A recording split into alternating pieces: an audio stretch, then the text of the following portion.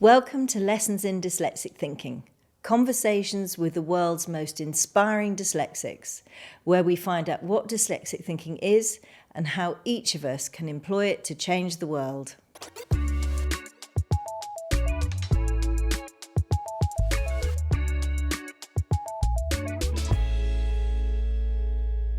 Today I'm joined by the host of MSNBC's 11th Hour, Stephanie Ruhle. Stephanie, you had a glittering career in banking before applying your knowledge to the world of TV news. Now you're one of America's most loved TV news hosts, skilled at getting to the heart of a story. You've said, I can take a dense subject and make an outline and a shorter outline and a shorter outline. And then the prompter for me is not a roadmap, it's just a safety net. That sounds very like dyslexic thinking to me. Stephanie, it's great to have you join us today. Thank you so much. It is an honor and a privilege to be here. Wonderful, thank you. I'll kick off by asking you, tell us about your dyslexic thinking and how you think it helps you do what you do. I'm 48 years old and I wasn't diagnosed with dyslexia until about 10 years ago when my eldest child was. And so I think for lots of people, maybe my age or older, we embrace this idea and we're proud of it to call it dyslexic thinking. But for the majority of my life, I would just call it survival. And so I think being dyslexic, especially as you're going through school, or for me, was really complicated and challenging because from a young age, I was very, very articulate, a great storyteller, kind of a great showman. When I was very young, I actually skipped a grade because people thought, my goodness, she's a great reader, when I was 3 and 4 years old. But in fact, I wasn't reading anything. I can just memorize entire books. I can memorize books. I can memorize poems. And so from when I was really young, I was the child in my parents' home, when my parents would have dinner parties that I would be, storytelling, for everyone and reciting poems and replicating stories or plays that we had seen. And it sort of fooled us all into thinking that I was advanced when it came to reading or language. And I was when it came to language, but I can distinctly remember being in the first grade and when sight reading kind of switched to reading comprehension. And I sort of became a cheater in school and not like a mastermind cheater that you would think like, creating these elaborate schemes and even viewing themselves as such, but just having zero reading comprehension and always living in just kind of this exhausting hustle of trying to get through things, or just like navigating classes to get myself in classes that had debate or that had presentation, not just heavy reading for a long time. And when I got out of school and I got into banking, I even remember when I first got into banking, they put me in research, but they put everybody. And I remember thinking, well, I'm going to be god awful in research. So I quickly got myself out of research and I got myself into sales. And ultimately that worked brilliantly for my career, but it didn't. Because I think for undiagnosed dyslexics, the problem is, at least for me, I never had any foundation. And I have lived the majority of my life in the most exhaustive fashion, always cheating the system. And so like in banking, even though I got myself out of research and into sales, my problem in sales was I could always build relationships. I could always win over the clients, but it was that fundamental knowledge that 10, 14 years in, I was still on the phone with clients or listening to a pitch, writing down words that I didn't know the definition of, and then, proverbially crawling under my desk and calling my husband and saying, I need you to explain this to me. And it wasn't until I watched my child struggle with it in a horrible way that it just broke me that not only do I have something, but I've given it to my child. And my son had the same path I did, sort of super outgoing, like this great storyteller, super confident. And I watched him in the second grade go from being this super adventurous alpha to sort of evaporating. And that son of mine is now 17. And I can tell you from that year when he was 7 years old, losing absolutely all academic confidence. That gave my son a hole, and it's the same hole that I have, that he's constantly trying to fill in because he doesn't believe that he's fundamentally smart, or that I don't believe that I fundamentally am smart, that we're constantly trying to fill in because what we don't have is that fundamental base, that plane to build off of. Does that make sense? It makes complete sense. I was actually same as you at school in that I was put up a grade because people thought I was reading and I was really, really good at storytelling. And it wasn't until the real comprehension bit kicked in and I was not comprehending either. My dyslexia was picked up and I had a very different experience at school where they focused on my strengths at my second school. So I know how important it is to really have that gap filled and have that support. But your story, Stephanie, is so common for parents where every dyslexic child, unless their dyslexia is identified and they really can hone into what they're good at, will have that feeling that they're less than and they're not good enough.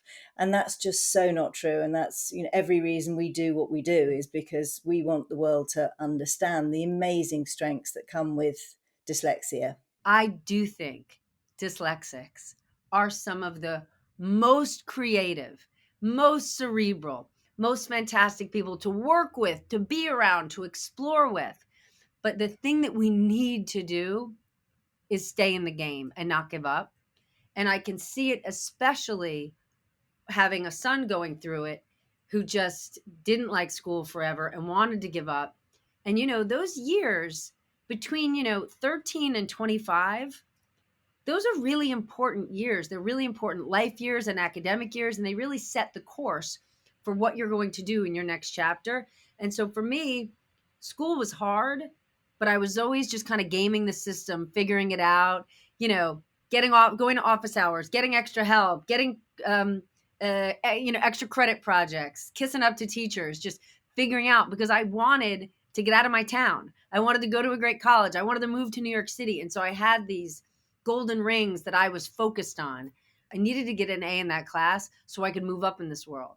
And so for my son, it was different. And I needed to put him in places where he could find that confidence. For him, he found it through sport. But for me, for my son, being a really accomplished sailor, finding that one thing where you're excellent at, being your North Star, that gives you the motivation to get school figured out. But I just spend a lot of time thinking about all those people, all those students that are just undiagnosed and lost in the fifth grade and sixth grade and seventh grade. And it is hard to be disciplined enough or mature enough to say, I'm just going to get through this. And for parents, it's so exhausting because you're begging your kid to study and you're just going in circles. Yeah, and I think the truth of the matter is that dyslexics and the current education system, which is focused on rote learning and, to be honest with you, outdated skills, it just doesn't fit. And I do think change is coming. We need to look at where we are in the world now. We need to look at the fact that the skills, the soft skills that dyslexics have are the most sought after skills in every single workplace. So that's what we should be valuing in school instead of putting these beautiful minds into a school system that just squashes them and makes them feel that they're not good enough. 100%. So it's incumbent upon us, well, like we're trying to fix, education on the edges as much as we can. But what we can't let is for ourselves or our children to lose their confidence. Because once they lose their confidence, once we feel like we're stupid, it's so hard to get out of that hole. It is. And again, that's why finding that one thing or couple of things that you're good at is so important for dyslexic kids and building that up as well. I also think for parents, there's this real tendency in the education system where you feel there's something wrong with your child because the school is telling you that they're not good enough and they don't fit in. And I think parents have to be bold and they have to be brave and they have to take control of their child's learning, which is a lot easier said than done. But it's really important for you as parents to learn as much as you can about dyslexia, about dyslexic thinking, about what the workplace is looking for, and have the confidence to be instilling that in your child and in education as well. It's so hard to do, and I think something that we don't say, it's also not free to solve for.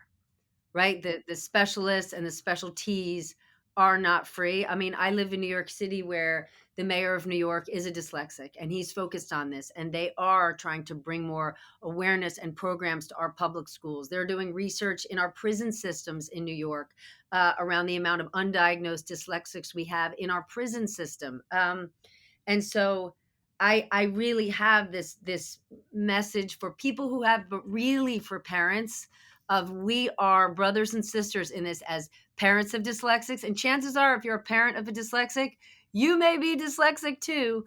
That we've got to survive this together. And that's sort of why I wrote this Instagram post, honestly, for the sole purpose of hoping my son would read it. Okay. I was sitting on an airplane with a book that I bring on every flight with me, hoping that I'll read it. Ironically, a self-help book.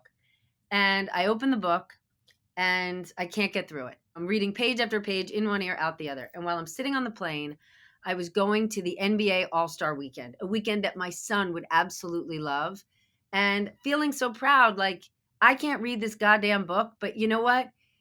I want you to hang in there and find a path. So I wrote this post that basically was kind of like I don't know, like an homage to high school dyslexics, where I basically said, like, dear high school dyslexic, if you are sitting in class right now, if you're miserable, if you can't see the path forward, if you do not think you are smart enough, please hang tight. Like, calculus and physics might not need to be part of your future, but this goes to what you were saying before, but the workforce and the real world cannot wait to meet you and your dazzling mind. Just hang in there. And then I kind of signed off and I said, love, former, dyslexic, high school cheating, super frustrated, hustling, scamming, blah, blah, blah. Like, my goal was for my son to read this post. And the best thing that has happened to me this year is when that airplane landed and the onslaught of just beautiful responses that I got from people from all over the planet, from moms, kids, dads, actors, athletes, politicians, business people saying, that's me, or that's my son, or that's someone in my life. And it's just, there's this idea about representation, and you've got to see it to be it.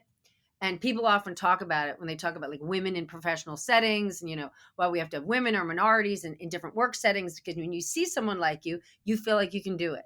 And sort of just kind of saying out loud, this is my situation. I didn't realize how many people it would connect with. So I ended up talking about it on the Today Show. But the funniest, kind of most ironic part is, a few days later, I get a direct message on Instagram from Gwyneth Paltrow, who I don't know.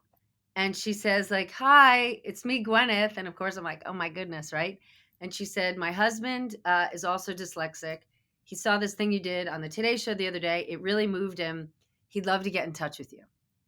So I read the message and I'm thinking, like, oh my God, like, Stephanie, like, play it cool. Like, do not be over the top. Just, like, pull it together. And the irony is, the book that I was trying to read on the plane is one of, if not the first books that Gwyneth Paltrow's publishing house, Goop, published. And it was written by a doctor who's this amazing, brilliant friend of mine. His name is Habib Sadeghi. And he's also Gwyneth knows him very well. That's why she published the book. And so I thought, like, my gosh, like, the world is so small, blah, blah, blah. So there I am trying to play it desperately cool, not responding to her Instagram. But I take a screenshot of it and I send it to the doctor and I write, like, holy shit, can you believe this? Like, how small is the world? Like, I'm reading your book. I'm on a plane. I write this post. Gwyneth sends me a message. And what does he do? He takes the screenshot and all the terribly dorky fangirling I wrote beneath it. And he creates a 4-way chat between Gwyneth, me, her husband and this doctor of like, oh, how wonderful. You and Stephanie are now connected. Let me connect you. And I'm going, like my one chance not to be this like eager dork from New Jersey, and I blow the whole thing up.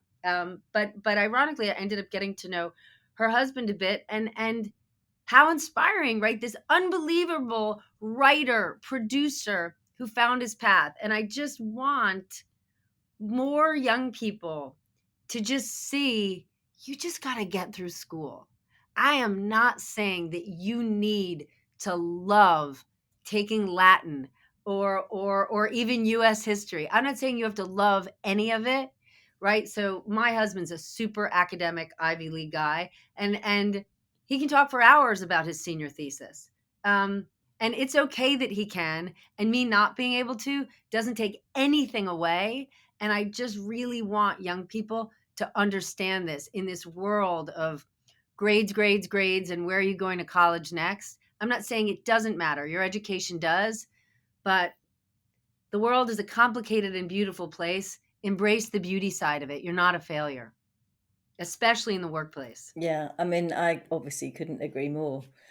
Taking you back to your career and what you do, if you look at dyslexic thinking skills, and you look at journalists, I mean, here's the fact: 9 out of 10 dyslexics struggle with spelling, punctuation, grammar. But whether you look at Pulitzer Prize winning, your channel, CNN, all across broadcasting, you will find dyslexic people because we're great at simplifying, we're great at storytelling, we're great at empathy, so we can really understand how people are feeling. How much do you think dyslexic thinking, whether you knew it or not, how much do you think your dyslexia has played a part positively in what you do? Because that in itself, I think for kids, it's very inspiring to understand that when you get out of school, all of these things that you don't place value on in school are actually so valuable. The most valuable, I would say 100%, right? I'm a super curious person. And I think if there is something I have a lot of, it's emotional intelligence. And I can feel a person, right? Like I can really emotionally connect with someone. And whether it's a hard interview or a light interview, if you can connect with the person that you're interviewing, you can open them up. And I think when you're not tied to a script and you're not tied to a list of questions, it forces you to really know your stuff and do your homework and be present. And so, for me, being a dyslexic is kind of my secret weapon. And I say that laughing because the worst job at NBC is being the teleprompter operator on any show that I'm on because it's almost impossible. And I listen, I don't have the privilege. When I think about sort of like traditional news shows where people are sitting behind an anchor desk and they're reading, reading, reading, um, that's very hard for me. I remember when I first came to NBC, I was co-anchoring the Today Show, the Weekend Today Show, and they cover 15 different stories in a very short amount of time, just thin, thin, thin, thin, thin, and it's a sad story, a serious story, a scary story, and it's a 1 inch deep, but they're reading quickly and they're pivoting from topic to topic to topic. I remember that being impossible for me, right? Like as soon as I would catch on, we'd be on to the next, and it is a different tone, and I would have the wrong response. But for me to cover one story and to go deep and to dig in there, right? So I can say, I have an evening show. So I can pull in, the evening news story that a reporter will kind of lay out for the audience. And I can say to the audience, here's the thing that happened today, right? And the reporter's going to lay it out. And then I'm going to sit down with my audience and some guests, and I'm going to explain to my audience, here's why it matters. And here's why it matters to you. And I think where my dyslexic thinking really came into play was during COVID, because I'm the business analyst for NBC News, and just trying to help people, whether it was on traditional broadcast, we were doing all sort of digital broadcasts, just helping people understand, right? Like, how are you going to file your taxes this year? Are you going to get a stimulus check? Here's how this works. And so oftentimes business news is very hard for people to understand because business news is like a different language. And it's like it turns most of us into dyslexics because we don't speak that language. But for me, I have to really break it down so I can understand it. And so I break it down for myself. And once I do that, then I can break it down for my audience. And that's sort of where I've had this real kind of connection and success because for lots of us, we just think like, la, la, la, la, la, I'm not a finance person. I'm not a money person. And like, I desperately want to dispel that because everybody's a money person, right? We all, when we get jobs, want to get paid the most we can, want to get the best benefits, want to get the best resources. But then because we didn't grow up being taught, here's how money works, we think we don't understand it. So it's like the language of money turns 90% of the population dyslexic because 90% of the population doesn't speak in finance terms. So because I live 100% of my life in a world of dyslexia, I can take dyslexic thinking to finance mumbo jumbo because business TV is really only ever watched by people who trade stocks and bonds all day long. And that's a terrible issue, right? Everybody should get to understand these things, right? Imagine if you were running a small business during COVID. We're never taught in school, how do you create a budget? How do you teach your kids about it? So for me, it's been such a distinct pleasure to get to work on these type of things for our audiences because it's not just talking money to money professionals, it's explaining money to everyone because we all deserve that. It's so important, and I think the other dyslexic thinking skill is simplifying, which is exactly what you've just explained that you do. And you're right; everybody needs to know about money. If you had one piece of advice or several pieces of advice for young people, dyslexic or not even, who want to get into journalism, what would that be? Work hard, right? I think that in the last 10 years, especially, maybe more than that, um, I think we're all about, like find a mentor, find a sponsor, go to a networking event. Like those things are secondary. The first and most important thing all of us can be and make ourselves valuable, whether you're a journalist or a waitress or a banker, first proving yourself to be a hard, diligent, dependable worker. Once someone sees that you are committed to getting the job done, they will make a commitment to you. And it's that two-way commitment. Then you can start to say, what do I want to explore? What do I want to build? What do I want to create? And I think my advice for journalism, again, would be the same as any industry. Build relationships, right? So it starts with show people that you're a really hard worker and then build a trusted relationship. Mark Zuckerberg, about 10 years ago, did this tour of all 50 states. And his takeaway at the end was that people don't trust information, they trust relationships. So if they believe you are the salesperson who's going to solve something for them, if they believe you're the contractor who's going to get the job done, if they believe you're the bartender who can make the best drink, they're going to keep coming back to you. And if they believe you're the journalist that's committed to something. So for me, every night I tell our audience, right? I start our show, like, let's get smarter. Like my goal in everything that we do is how do we help people get better and smarter? We don't necessarily have all the information. I'm definitely not the reporter with all the scoops. I'm going to make mistakes sometimes. But if the audience feels like here's this person trying to help me get better and smarter, then they're going to trust me and we're going to be in this together. And so I think from a journalist perspective, right, just everyone wants to, go viral. Everybody wants to be the next big thing. Instead of being so focused on like climbing the ladder and being the next big thing, instead, every day, put together more and more building blocks, small building blocks, so you have that strong foundation. And if you've got a strong foundation, you can pivot and go in lots of different directions. That's really, really brilliant advice. And also, you're a real champion for women's equality, and I know that you do a lot with the WNBA and also for Girls Inc. Tell me a little bit about that, because I think that's another space that dyslexics tend to really lean into, is trying to be a change maker, using your voice for good. I'd love to know more about that. I'm in a super privileged position that I do live the American dream, that I do have my dream job.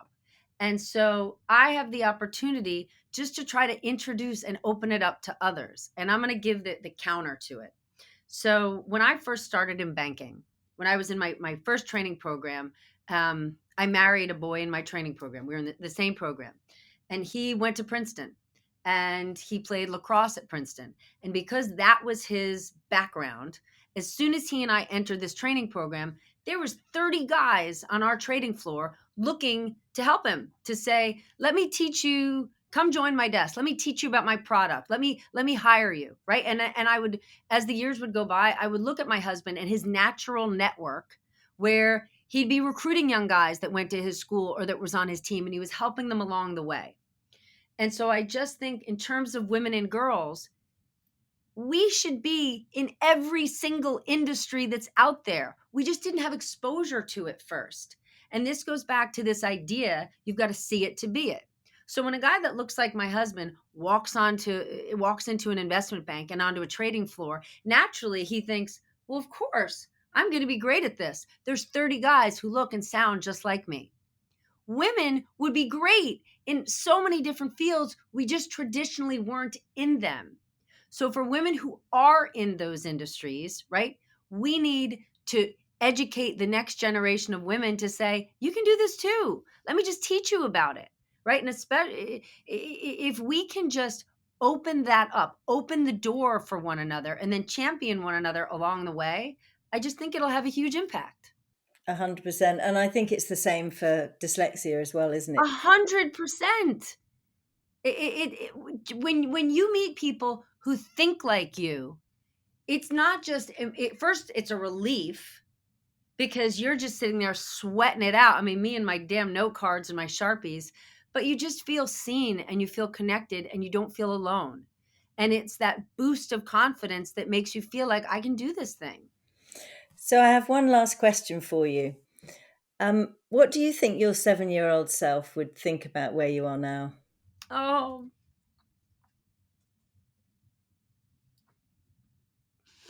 Even the mayor of New York cried at that one when I asked him. um,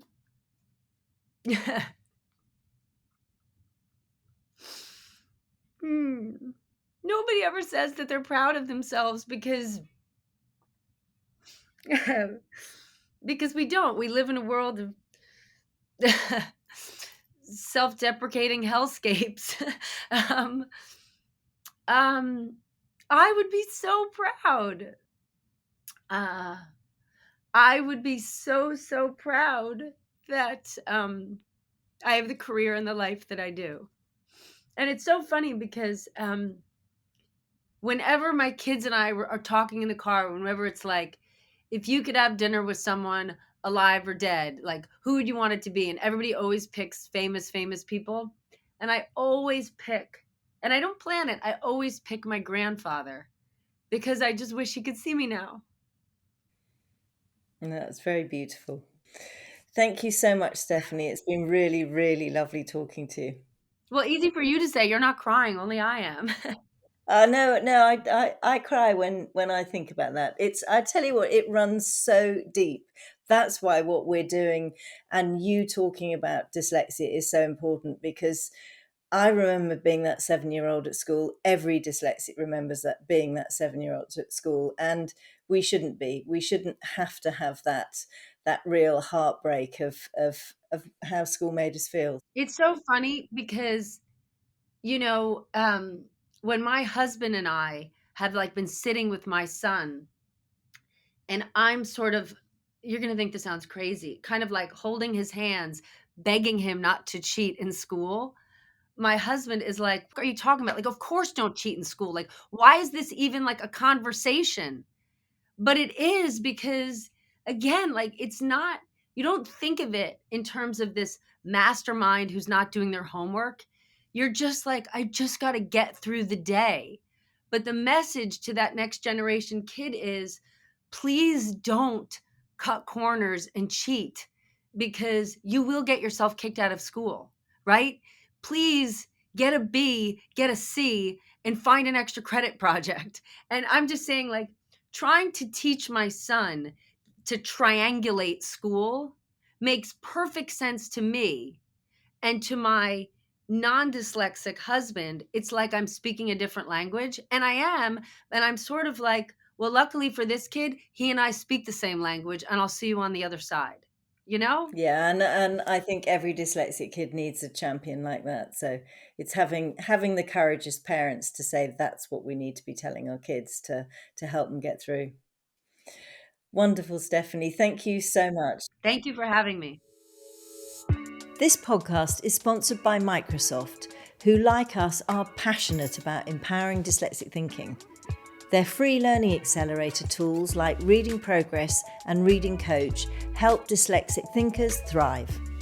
Find out more by clicking the Microsoft link in the podcast notes. And if you'd like to find out more about what dyslexic thinking skills are and how to recognise them in schools, at work, or at home, you can take our free training now. Empowering Dyslexic Thinking in Schools, available on Microsoft Learn, and Empowering Dyslexic Thinking at Work, available on LinkedIn Learning. And please subscribe so you don't miss out on future lessons in dyslexic thinking.